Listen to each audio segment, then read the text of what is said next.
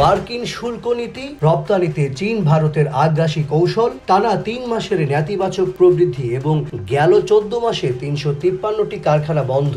সব মিলিয়ে যখন রপ্তানি খাত নিম্নমুখী, তখন নতুন করে আলোচনায় রপ্তানির বহুমুখীকরণ বিষয়টি।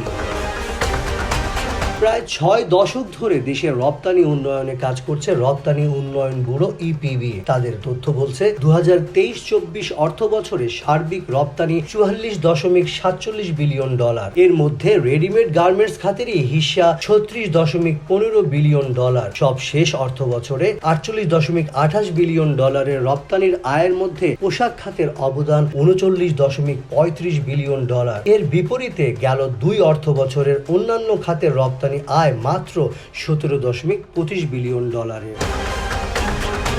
চলতি জুলাই থেকে অক্টোবর পর্যন্ত সময়ে হোম টেক্সটাইল খাতে রপ্তানি ২৭৯.৮ বিলিয়ন ডলার। একই সময়ে চামড়া ও চামড়াজাত পণ্য থেকে এসেছে ৪১৩.৫০ মিলিয়ন ডলার। আর হিমায়িত ও জীবন্ত মাছ সহ কৃষিজাত পণ্যের রপ্তানি ৫৫৬.৮২ মিলিয়ন ডলারের।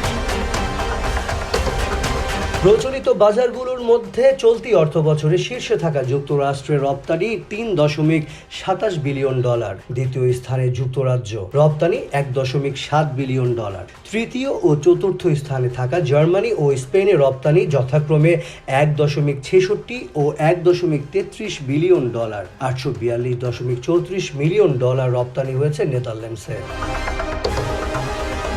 এদিকে অপ্রচলিত বাজারগুলোর মধ্যে ৪ মাসে অস্ট্রিয়ায় রপ্তানি ১৭৯.৫১ মিলিয়ন ডলার, তুরস্কে ১৬৮.২৯ ও ব্রাজিলে রপ্তানি ১৬৪.৬১ মিলিয়ন ডলারের। তবে ৯০টির বেশি দেশ রপ্তানির ১ মিলিয়ন ডলারের ক্লাবে নেই।